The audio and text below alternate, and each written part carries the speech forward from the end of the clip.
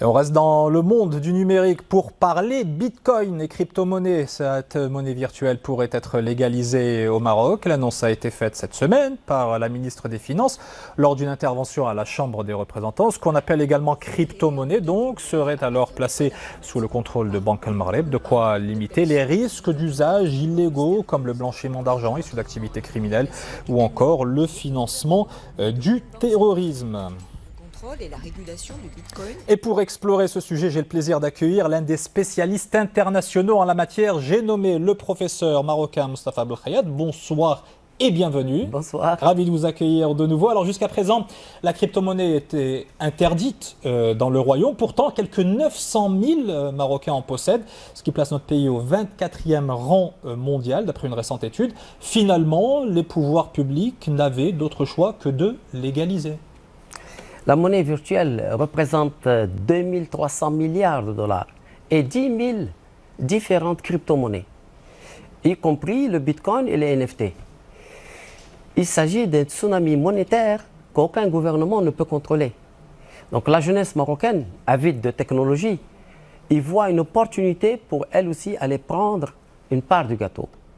Nous avons, comme vous l'avez dit, 900 000 Marocains qui ont un compte de crypto. Et nous sommes aujourd'hui premiers dans le monde arabe et 24e au niveau mondial.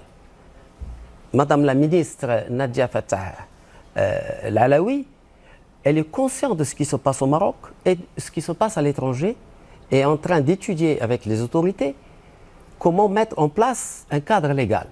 Et ce n'est pas une chose facile. Et qu'est-ce que ça peut apporter comme bénéfice à l'économie nationale que de légaliser, légiférer sur cette crypto-monnaie et l'intégrer finalement dans le contexte économique marocain?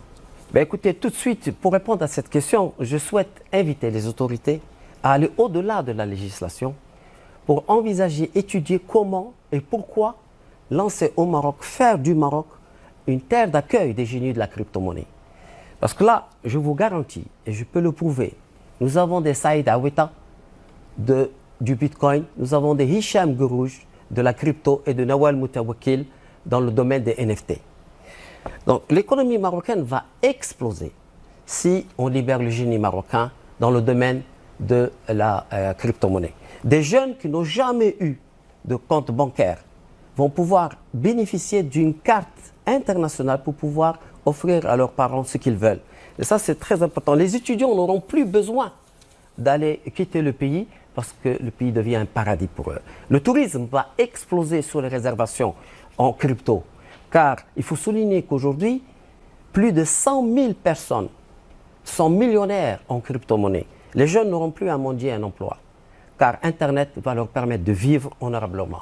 Ce que vous nous dites, c'est que finalement, le Maroc pourrait se positionner sur la scène mondiale de ces crypto-monnaies grâce à ses ressources humaines notamment? Oui, les Marocains peuvent exceller dans la création de la crypto, dans la création des NFT et développer leur propre robot d'intelligence artificielle appliqué au trading.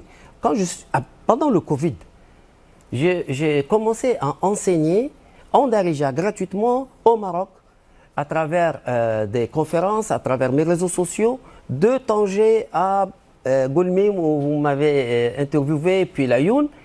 Et je me suis rendu compte d'une chose, c'est que les Marocains sont doués dans ce domaine.